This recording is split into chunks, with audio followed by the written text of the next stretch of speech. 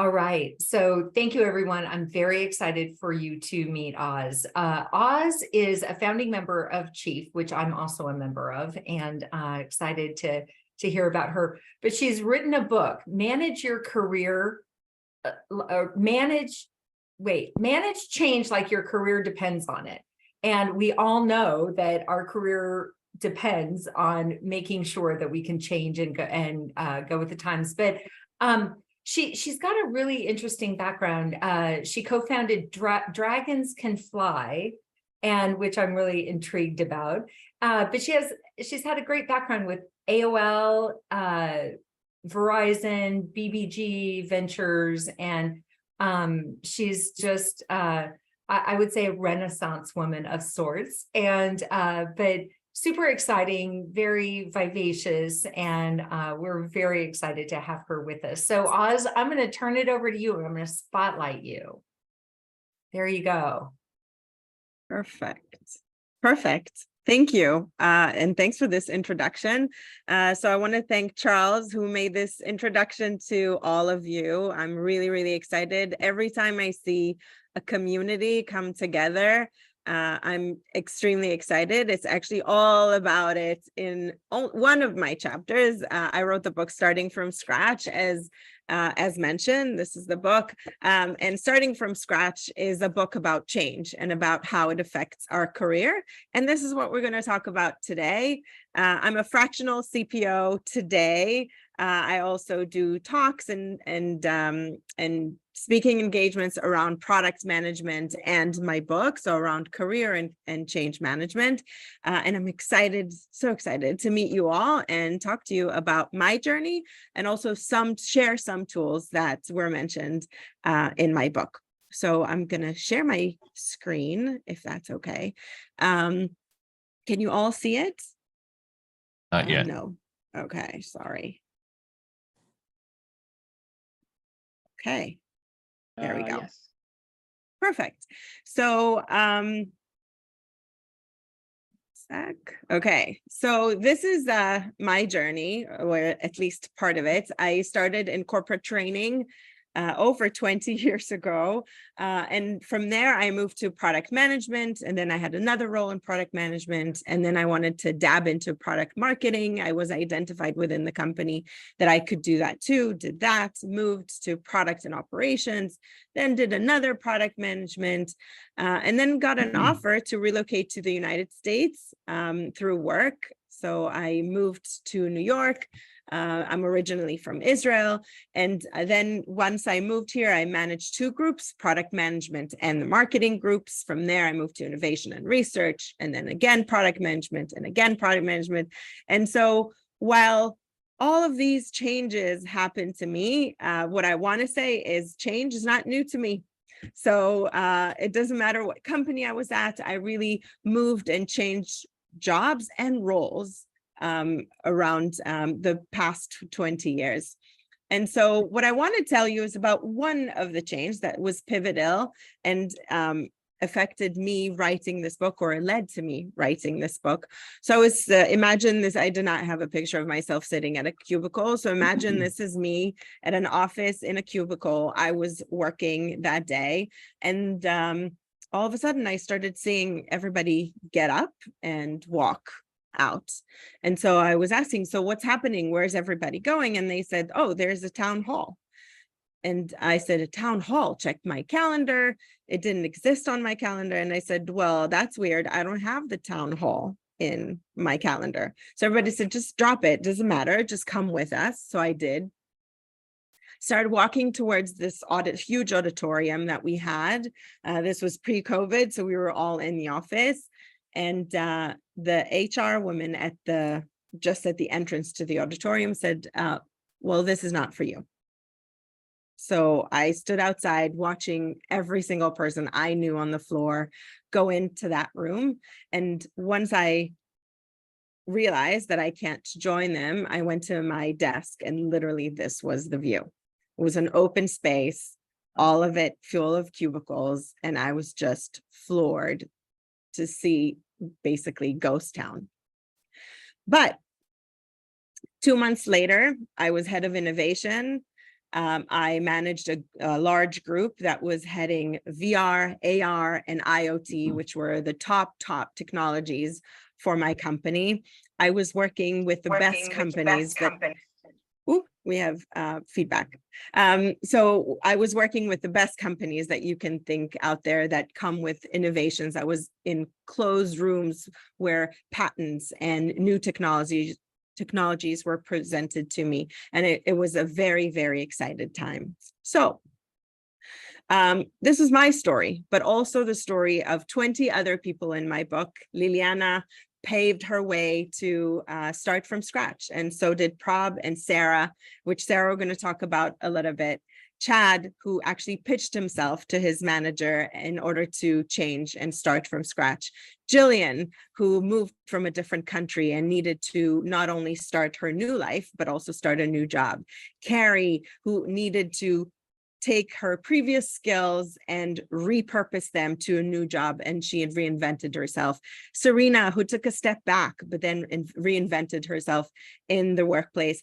And Mai, who's actually a new CEO. Being a CEO was her first job, so she really needed to learn how to start from scratch at the age of 20. So all of these stories are in my book, stories of people who started from scratch, but all of them use the 6-step model to starting from scratch. And they not only survived the change, they actually thrived in it. So 12. I don't know if you know this, but 12 is the average time that we start from scratch in our career in a lifetime. Average number. That means some people are a little bit less. Some people are even more than that. As you can see, I'm more than 12 times. So why, by doing something 12 times, we're still so afraid of going into change? Imagine yourself doing something 12 times. Are you still anxious? Are you still afraid to change? So what is it that can allow you to thrive and change? We're going to talk about that. So if everybody can mute themselves, it would be awesome because we can hear you.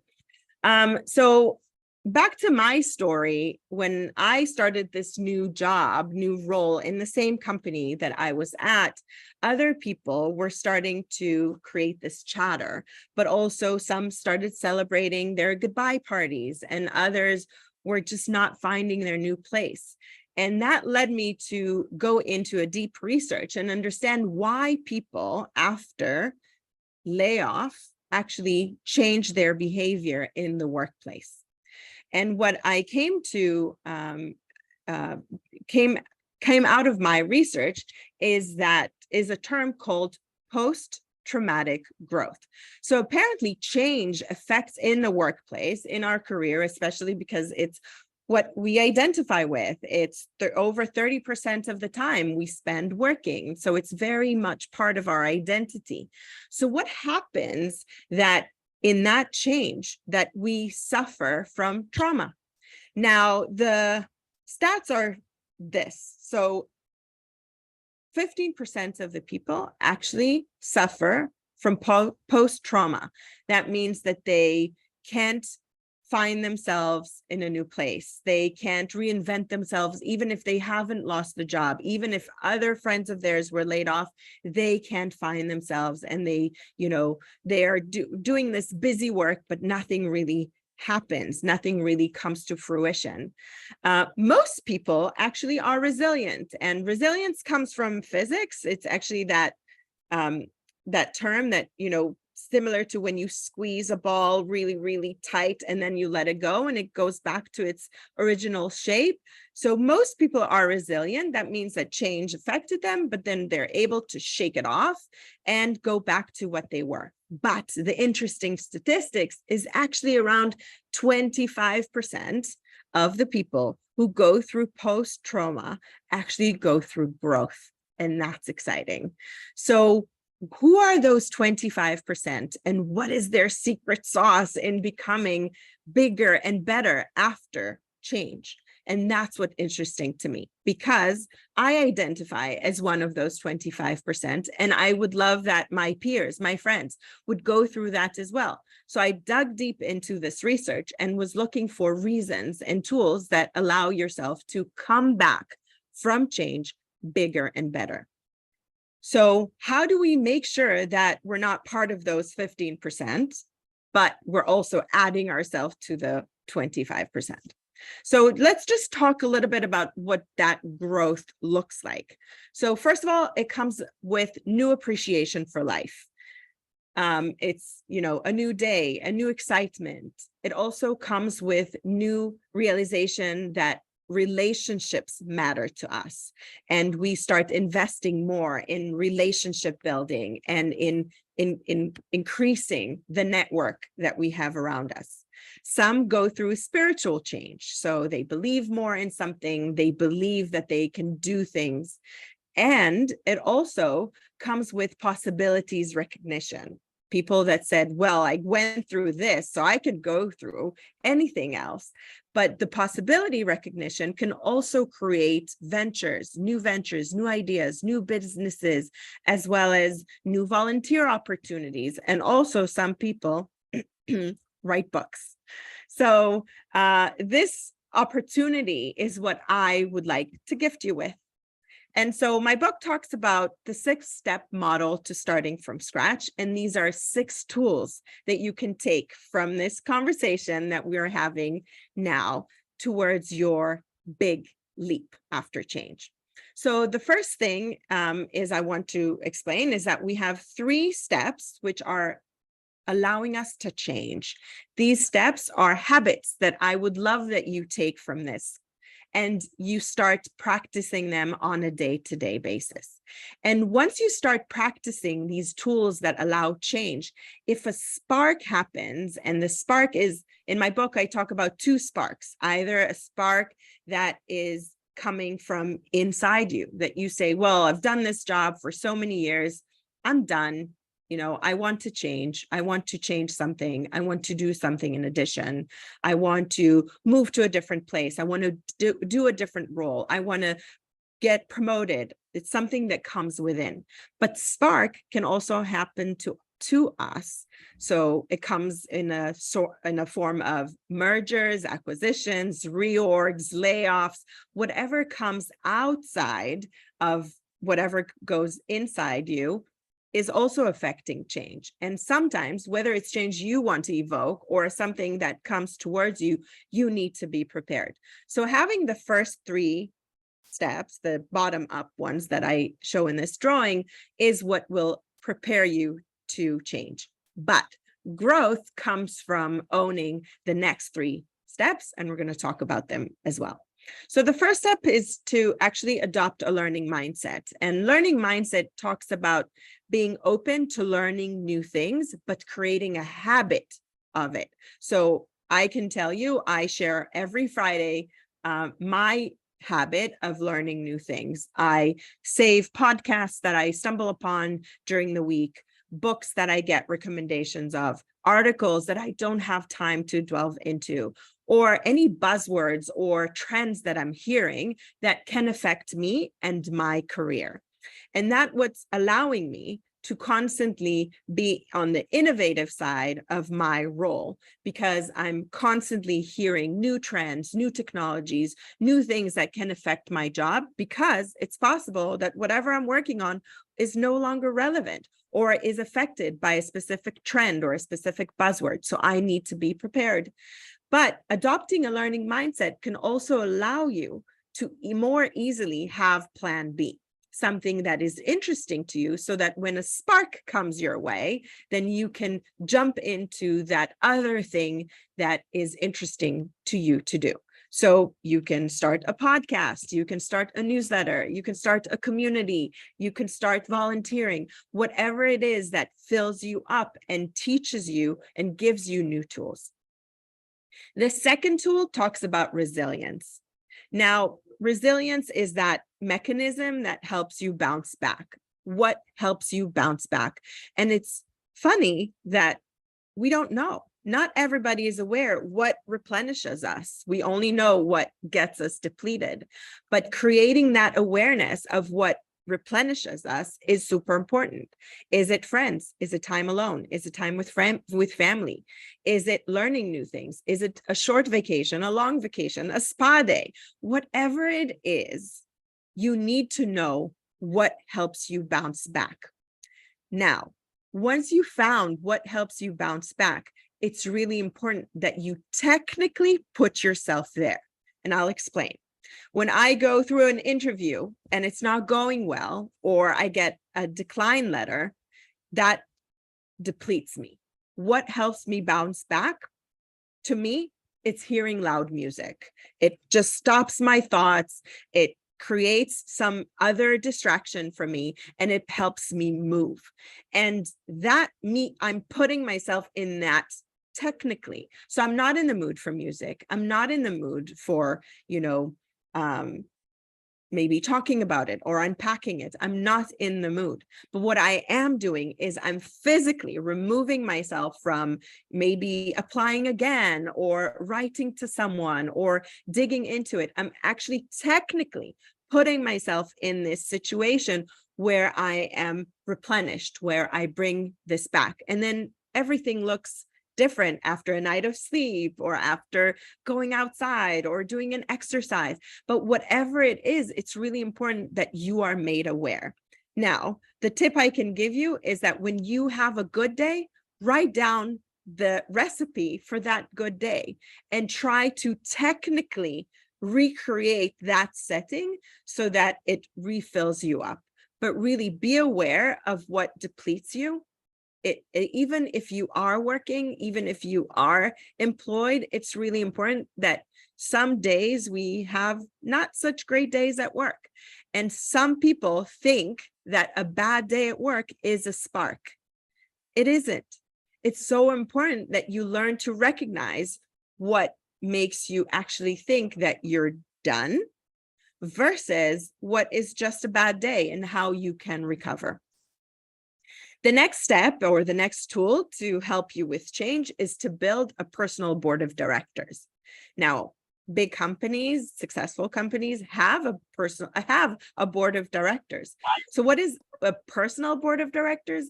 A personal board of directors are exactly serving the same thing as a company does with its board of directors. It's someone that can advise you on something you are not necessarily knowledgeable in. So is it, how to bounce back? Is it how to do an interview? Is it how to open your network? Is it how to learn something new? Is it to think out loud with you about a struggle that you have or a challenge that you encounter? Who is that personal board of directors? Let's talk about that. So the personal board of directors are not your friends or close family friends. You can leave 1 or 2 seats for them. It's actually people who know you in a career setting, people that know how you show up, and people who can give you feedback that you're not afraid of getting. So, for example, I have someone on my personal board of directors that I extremely, extremely appreciate his time and his advice, but he gives me tough love.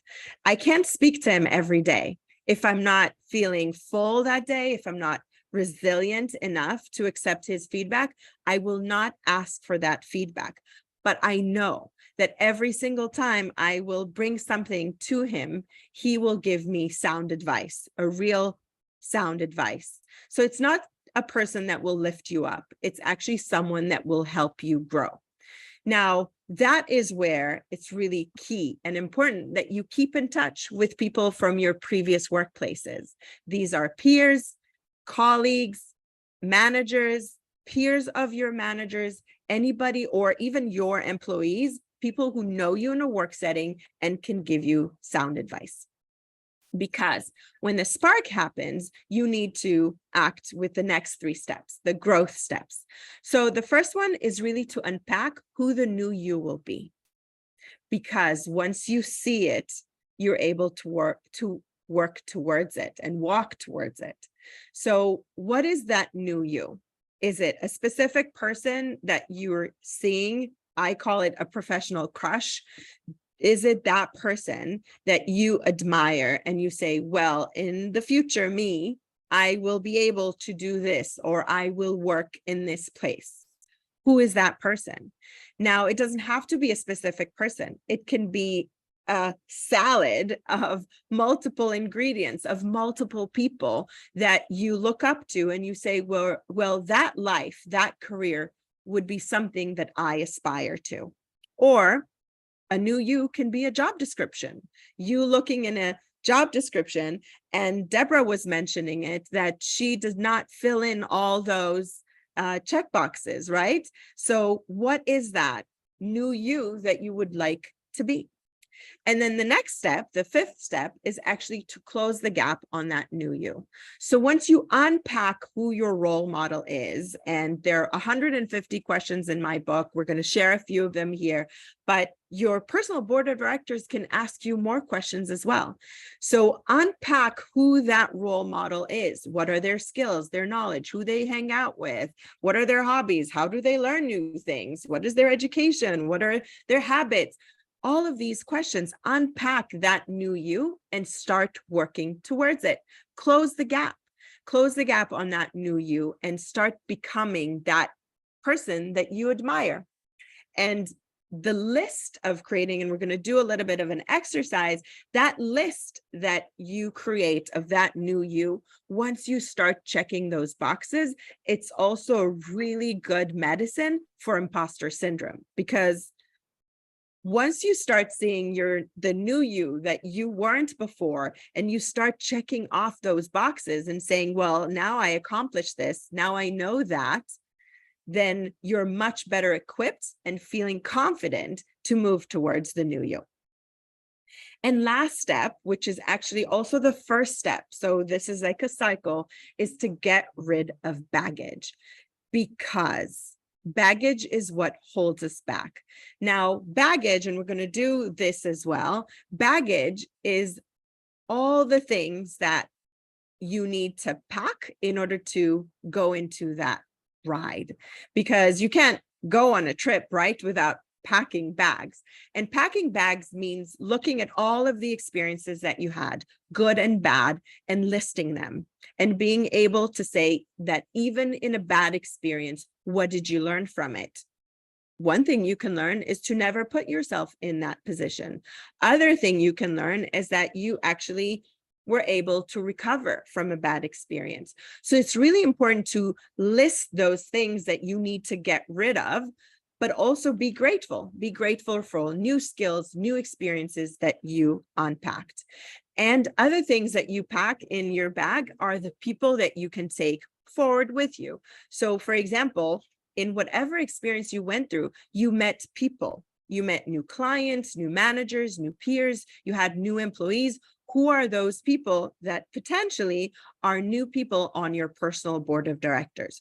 So having baggage is not a bad thing once you pack it and you sort it into the right boxes.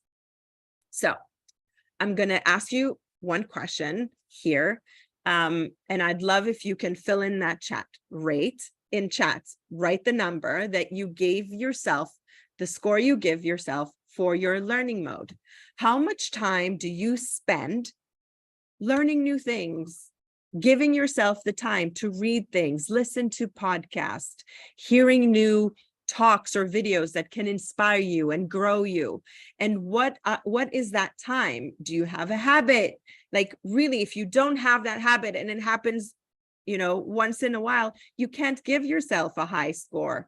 So whatever the score you have today, remember that number. I see 8, 9, 7, 8, 7, 8, 9, 5, 7, 5, a 10, amazing, 8. So whatever that number that you have, remember it and thrive to do better.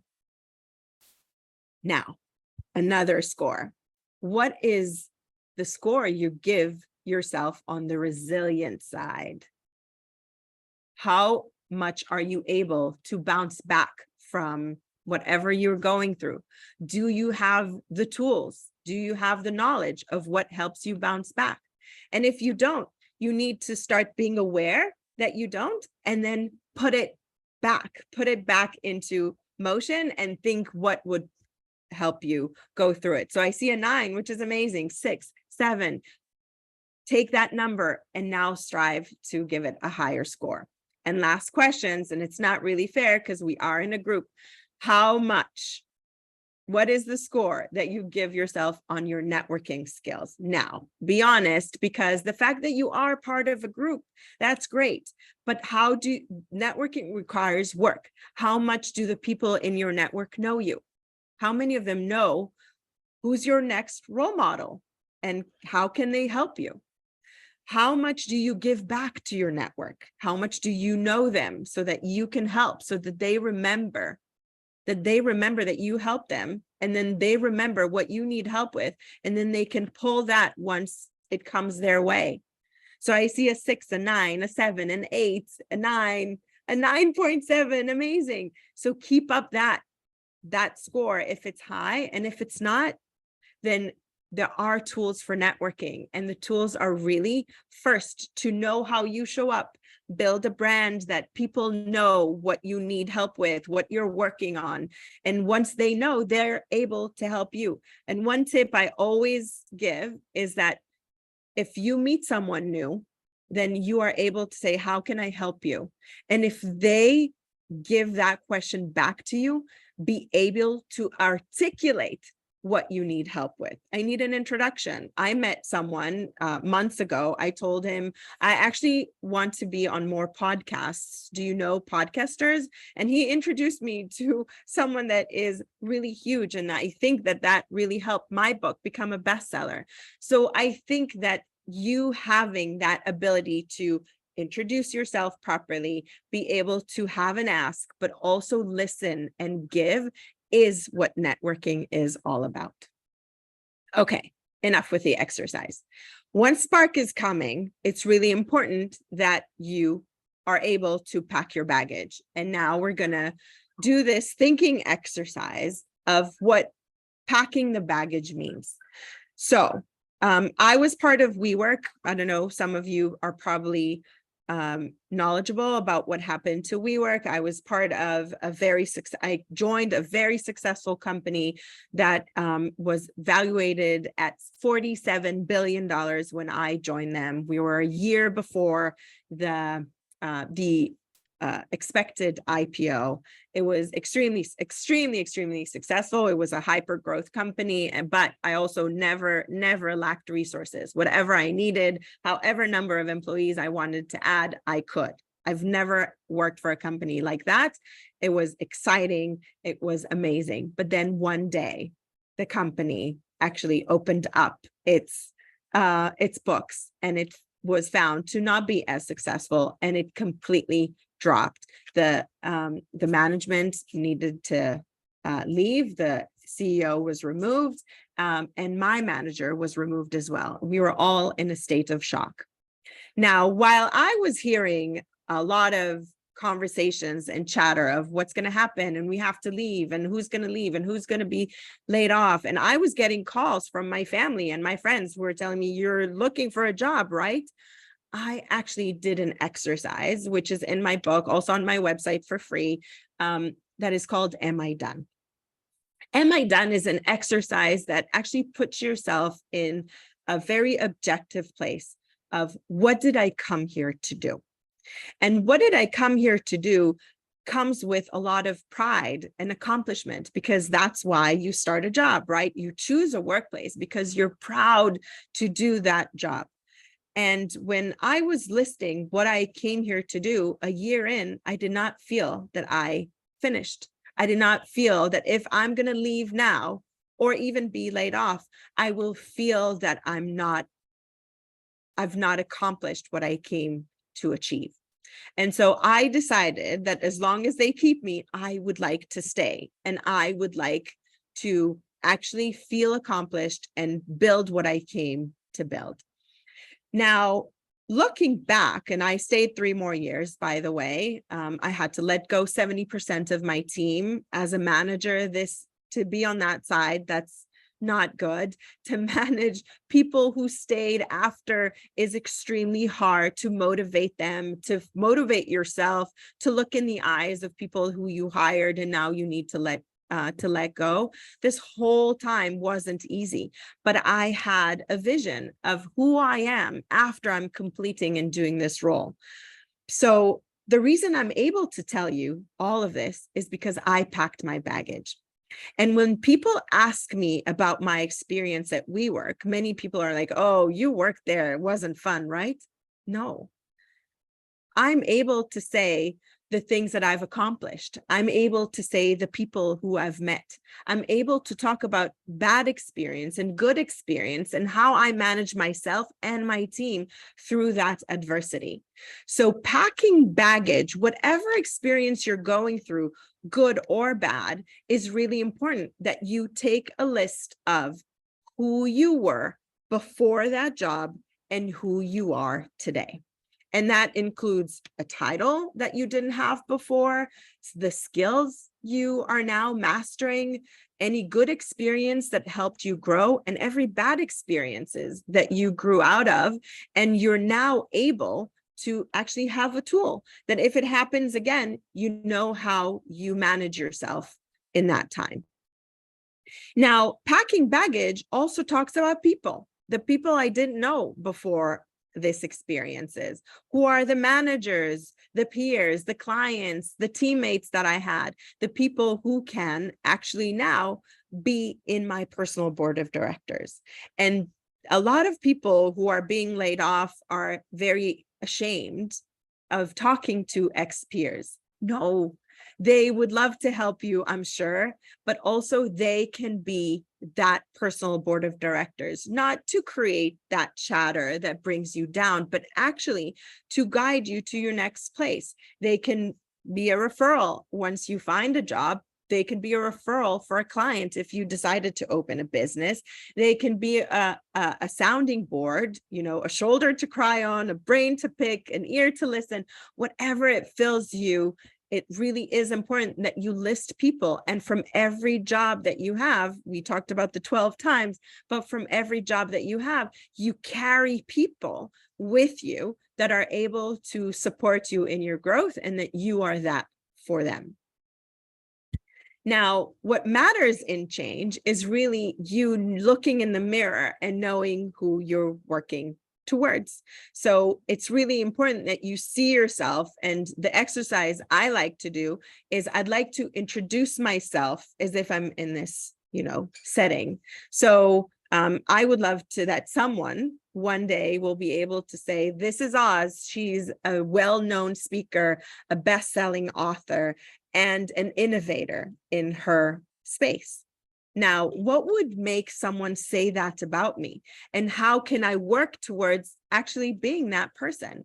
And now that I have that list, I can break it down. I can look at other known speakers or known innovators and see what they do, what they learn, what skills they have, what is their education, where do they show up? Who's in their network? What do they do? What do they share? So I can actually now unpack those skills and start having those with me. But I also have an ask. Once I'm starting to network, if someone's asking me, hey, do you need help? I'll say yes. Do you know other places that I can speak at? Other places that I can get my word out? The mission I have, that people will be able to recover and change and thrive and change like I did. So this mirror is really important that you'll have. And I really will say that. A lot of people say, yeah, I have a role model. But when I ask them to say it, they start stuttering. So no, do it in writing so that you also have a to-do list. Now, this is a list. And so we'll start with building your personal board of directors because they will help you create that list. So a lot of people say, well, I don't have a personal board of directors. I'm shy. I don't want to ask anybody. It doesn't need to be that awkward. Just create a list of people that are ex-managers, professional crush. If you don't have a professional crush, you should have. Who are the people who do your job better and that you admire and you learn from? It doesn't have to be someone that you have access to. It can be authors, known people, TED speakers, CEOs, you can learn from them. There's actually a term called an invisible mentor. And an invisible mentor, it's someone that you don't know, but they mentor you because you follow them, you listen to them, you learn from them, you're staying in their kind of network. And sometimes you could have access to them. So for example, one of the people that I admire actually came to New York and had a talk. He mentioned it on his LinkedIn, and I went there. And not only that I was able to slip in one of my questions and talk to him, he was on stage, I wasn't, I was in the audience, I slipped my question. After that, I came with my book, by the way. After the conversation we had, he came to me and he said, I'm actually grateful. Thank you for asking that question. It created a lot of conversation. And I said, thank you for, answering my question. I follow you and I learn a lot from you. Here's my book. I would love to give you my book as a gift. And he said, oh, no. He opened his phone and he bought my book on Kindle. What? That was amazing. So not only I was able, now I'm actually writing him comments on his LinkedIn. He's responding. It's fun. Maybe one day I'll be able to have one-on-one coffee with him. But now I feel he's much more approachable. I'm able to ask him maybe personal questions soon on how he would give me advice. But the professional crush, it's a whole world that can teach you and grow you. Other things that you can learn are from peers. Peers can tell you how you show up, how you showed up in that important, presentation that you gave, or how you showed up in a really bad day, or how you can grow. It's how they see you that they can help you grow. Be open to that feedback. But also personal board of directors can be people that have the same job as you, but in a different industry, in a different company. Ask them, how do they perform? What do they know? What do they learn? So ask them and be around them so that you can grow in your role. These people can help you create this list. Now, I created this because I want you to understand this is just a very, very short list of questions. In my book, there's more. Your personal board of directors from before can help you create that list. So what are the characteristics of your role model? Who they are, what they do, how they spend their time, what do they learn, what are their experiences, what are their skills, what do they need to know in order to do their job, who do they collaborate with? So many questions. But once you start listing those characteristics, be honest and say, do you have that or you don't? If you have, great. Can you become better in it? Check. But if you don't, now this is your learning list. This is what will start filling up your learning time. Your adopt your learning mindset comes handy here, because once you have that as a habit, for you to start checking off this list will be much, much easier.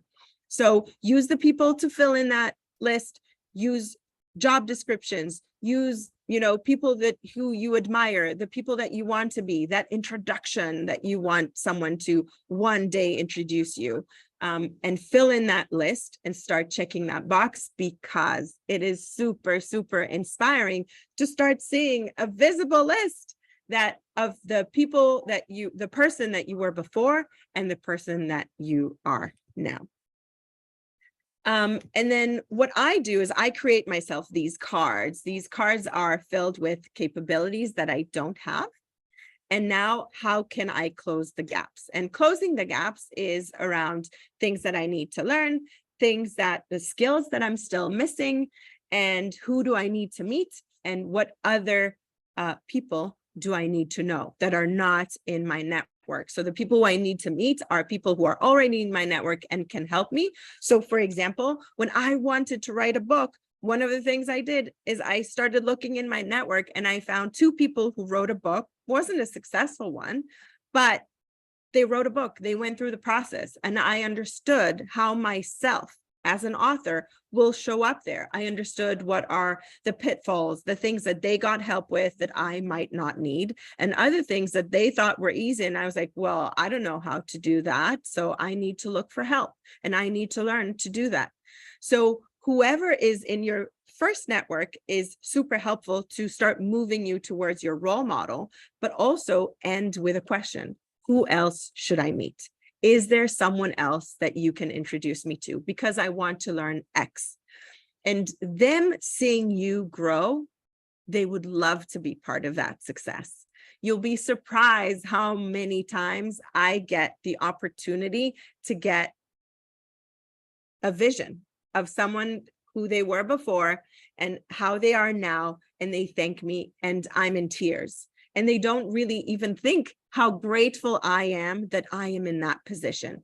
It's uplifting, it's inspiring, it's motivating. It's so much that you need to put other people, you need to be good and in giving other people the opportunity to help you. So be ready with asks around your new role model. And really believe that we're all work in progress. This never ends. You know, when I wrote my book, the last chapter was important for me to show that I'm not done, that starting from scratch is a skill. Starting from scratch is a mindset, that you put yourself in a learning mode again, that you invest in your resilience, that you constantly grow your network, that you always have someone better, a role model, a better version of you to aspire to, that you work towards them because it inspires you and help you grow and help you move in change, and that you know how to pack your baggage. You know how to say thank you to bad experience and be grateful for good experiences and for new people that are around you and are supporting your growth. And I'd like to end with one of the most inspiring quotes that I love, and I have it here on my wall, is that not all storms come to disrupt your life, some to just clear your path. So thank you for this time with me. I hope that it inspired you to change, to embrace change, to love change, but also gave you some tools to navigate when it comes your way. So this is great, Oz. Thank you. And I just went on your website and signed up to take, is it an assessment? Is that what it is? The club? Yeah. No, the club is actually a newsletter that I share a lot Oh, of tips and tools, introduce to people, send okay, but you have podcasts a and new learning. course. But you have Yeah, a course. I I think do. that's really cool. We're going to send out the link to everyone and the link to your book as well. I thought it was really interesting. What questions does everyone have? We have some time. Anybody have questions? It's brutal out there in the market. It really I is, agree. Francisco. It really is. So I agree.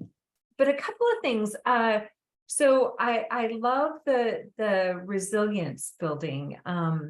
Work on your resilience, and you gave some great tips that I thought was wonderful. I also use music to try to kind of reset my I don't know if it's my mood or just my my feeling, because you Yeah. get rocked and sometimes it you just don't know how to recover from that. So I don't know about anybody else, but music works for me.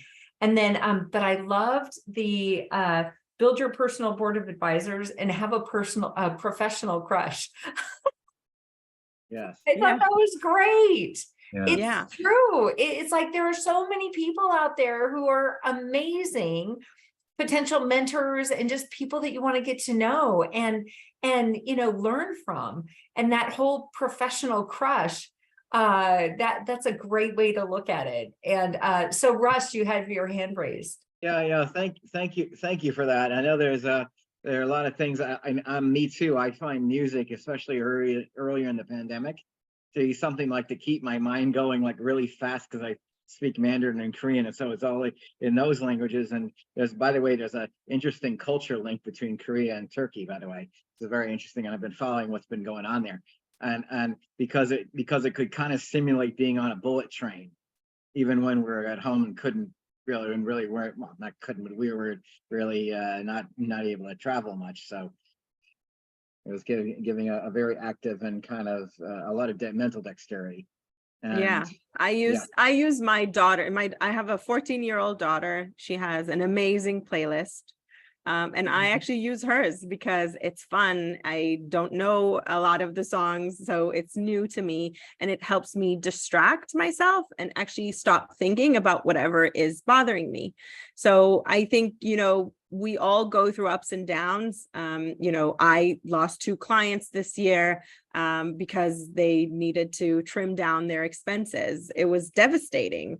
I got decline letters from, job applications. It's heartbreaking. You think that you're doing really, really well, and then you're not. So it's actually really important to learn how to bounce back. And bouncing back, a lot of the times, there's a term called rage applying, like to just apply. It's not putting you in the right place for a job search or for self reinvention. I think that we need to be healthy and recover before we do the next step, so that we're open to change. We're not with our heads down, we're with our heads up, so that we can see opportunity. I was able to reinvent myself in the past in existing workplaces. I was taken off layoff lists because I was able to pitch myself to a new role, because my network, the friends I had at my job, said, well, that there's an opening in my team. And I said, well, I don't, it's not published. And they said, well, you should come and talk to my manager. And I found 4 times this happened to me. 4 times I was part of a reorg and I found a different job in my current workplace because someone in my network knew me, knew what I'm good at, knew what I love to do, and was opening their, time and heart to actually pitch me into that role. And I don't know if you know the stats, but 80% of the roles are found through network. So it's really important that, you build that network that is able to articulate who you are, what you do, what you love to do, what you're looking for, and that you're constantly in their head, because a lot of them are not published and you can find that way. But being resilient, being in a good headspace allows you to properly introduce yourself, allows you to network, gives you the energy to do all that, and is allowing you to have that headspace and that mental space to survive, a bad day, a bad moment, a bad experience. That's a great story, and you're absolutely right. It's all about your network. And so Greg, you have your hand raised. Yeah, there are a couple of points that you made that I really appreciated. The idea of the career being a journey. And that helps when things happen, you realize it's only one stop on your journey, that you still have a wonderful path, a wonderful adventure to go on. And then the relationships. I think the journey and focusing on relationships and understanding, who am I meeting with on a daily basis? Who is impacting me? Who am I impacting? And one of the wonderful things about the relationships, I always talk about, when people are in a job transition, they have a plan A, plan B. What's your primary target, target industry, target function? Plan B, what's your secondary? Then I have a plan wow. And the plan wow happens when you're in your relationships and you're talking with someone, and suddenly they start talking about something that they're experiencing, or they introduce you to someone that's completely off your radar, and they talk about something, and suddenly the wheels start spinning in your head. And those are when the really exciting opportunities come. It's not what's on your radar, and that I call that plan wow. Yeah. Absolutely. And it's, you mentioned Plan Wow. I was wowed. I met someone in a networking event, and he said, oh, you'll love this story. And I said, okay, she introduced me. And it was a young guy. He said he's a data scientist. He was looking for a job for the past year. He was part of a layoff. And he couldn't find a job as a data scientist for a very long time. And then he told me, listen, it's a year. I need to pay the rent. So I was like, what else can I do? I don't have a plan B. I never knew anything else. I don't have other skills. I came fresh out of college, fell into this role, did this for 2 years. That's all I know how to do. So he actually started working at Trader Joe as a part-time. And he said, listen, I need to pay the rent. There's no shame in that. I just had to do that. And I was shocked. I was like, wow, you're a data scientist. How did you find yourself? He's like, I needed to pay the rent. That's it. That's all and I don't have other skills. It's one of the lessons I learned is that I have to know to do other things. I have to know how to, maybe I can tutor, maybe I can do something, but I don't know how to start a business. I don't know how to get paid this way. I don't know how to get deals this way. Like, it's just really, it was really hard for me. But his name he had a tag name at Trader Joe, and someone came to his to the cashier where he was and said, well, I know this name. My brother has the same name. Where are you from? They started talking. And then he said, oh, so when did you move here? Because his name is foreign. And then he said, well, I'm a data scientist. I just do this because I'm looking for a job for a very long time, and I didn't find a job for a while. And he said, oh, that's interesting. I'm hiring a data scientist. How about we talk? That's awesome. A wow. That's a wow moment, yes, right? That you absolutely think that, that's it, that there's nothing else I can do. So I'm just pivoting now, but then you're able to articulate who you are, what you're looking for, and it comes your way. Absolutely. So, I'm wishing everybody wow moments. Well, we have one more, Jennifer. Hello. My question is around, we're talking quite a bit. The discussion you just had was a little bit in this vein, transitioning from one job to another job, kind of a certain level of continuity. In my case, I've had a life interruption. Back in 2018, my dad passed away. And so 2019, I left my job, looked to come back into the traditional workforce in 2020, and the pandemic hit. And then I was helping family and the family business in that span of time. So now I'm looking to get back into New York and back into my chosen career path. And I have to sort of navigate this period of my life that can be cumbersome and uncomfortable for some people. I have no problem discussing the facts, but I also don't want to dwell on, topics that might be uncomfortable or strange for other folks.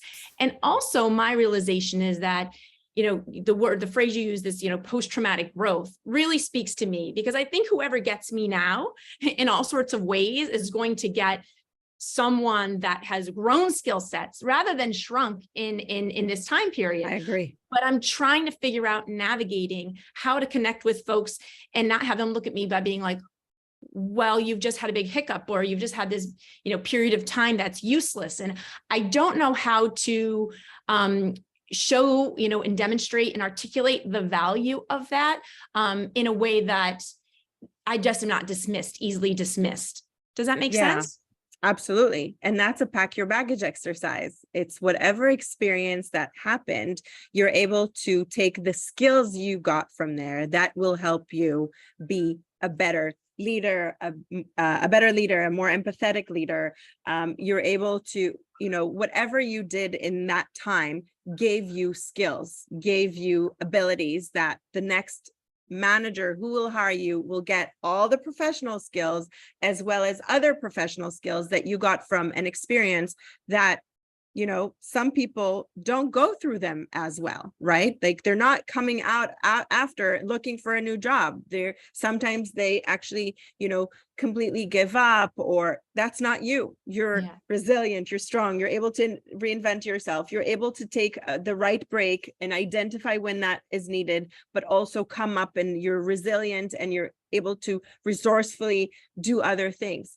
That is your story. So do you think I need to lean more into network stuff because it's people who know me, or people who know me that connect me with other people and get to know me? Because I feel like just on a page, I'm not sure that I'm going to be a first look. So I think first of all, 80% of the jobs are found through network. 8% of the applicants even get an answer, yes or no. So it's just impossible. It's really the fact that job posting exists is mind blowing to me with this statistics. So you need to get back to networking with your profession or the profession you want to have today, so that they know your story. They know what skills you have and the experiences you have, the new skills and new abilities, and that you're able to talk about that in the same sentence. You're saying you don't want to feel, bring people to feel uncomfortable. So practice how you say it. You have an amazing network here. So practice how you tell your story in a way that they don't feel uncomfortable. And your real personal board of directors will say, well, that was too much information, or that actually left some blank for me. Can you tell me more? So that's really great. That's awesome. Okay, we are out of time, everyone. I'm so sorry. Oz, this was wonderful. We hope you come back. And I look forward, hopefully I'll get to see you on Tuesday. Tina sent you the info. You're in New York, everyone. Hey, pop over to our event. It's on the bootcamp LinkedIn group, and there'll probably be one more thing going out today. So I'll connect with you later. I want to come. I don't know, like, about great, something else. awesome. And well, Oz, if you could put your contact info, is your contact info? We'll send her contact info. All right, thank you, everyone. Thank you, Oz, from the thank you all. Bye. Happy weekend. Thank you so much. Thanks. Have a great day.